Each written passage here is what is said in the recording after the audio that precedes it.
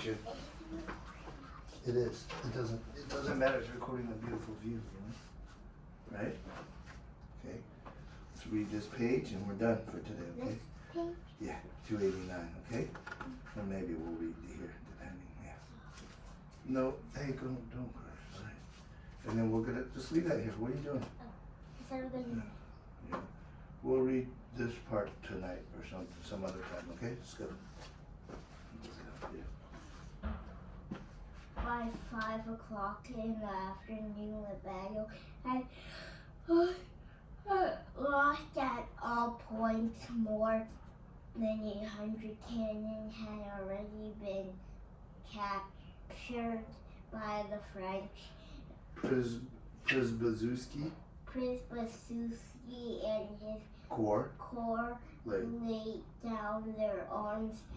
Other columns, having lost about half other men, were retreating and destroying disorderly, confused crowds. The remains. Come on, focus. You started off good. Now focus. Of Langerons and Galrukov's no Doktorov troops mixed together, crowded around the dams and banks of the ponds near the village of Augst. After 5 o'clock, it was only at the dam of Augst that the hot cannon fire slopes of the Pratzen Heights and firing at our retreating troops in the rear guard. Doktorov and others drawing up some battalions fired back at the French cavalry who were pursuing our troops. It was beginning to get dark on the narrow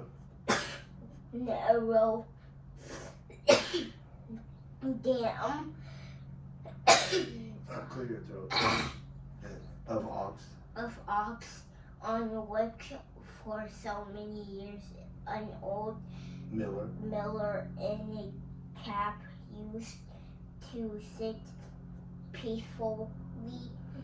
Good job. With his fishing rods, while his grandson his shirt sleeves rolled up, fingered the silvery trembling fish in the watering can on his dam, this dam over which for so many years Moravians.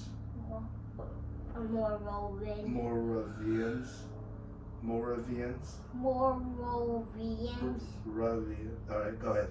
In shaggy hats and blue jackets had peacefully driven in their 2-horse carts laden with wheat and had driven back over the same dam, all dusty with flour. Their carts white now. On this narrow dam between wagons and cannons under Cannon. cannon No S. under Horses. horses, and between wheels crowded men Disfigured.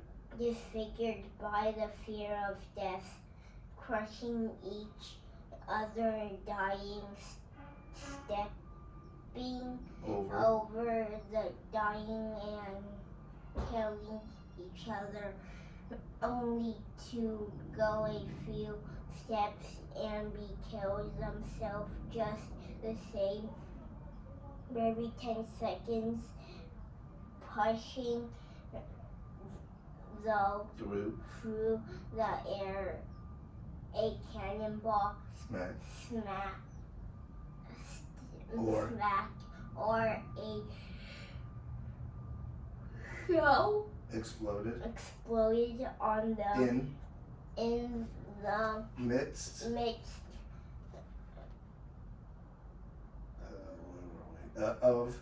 Of this dense crowd killing the and start over. Come on. Focus. Keep it together. Spattering with blood. Mad soldiers. Those who stood near Dolohoff, wounded in the arm, on foot with a dozen soldiers of his company. He was already an officer, and his regimental commander. Sorry, my fault. Commander on horseback represented the remainder of the entire regiment. Okay, come on. Take it home strong, all right? Drawn by the crowd.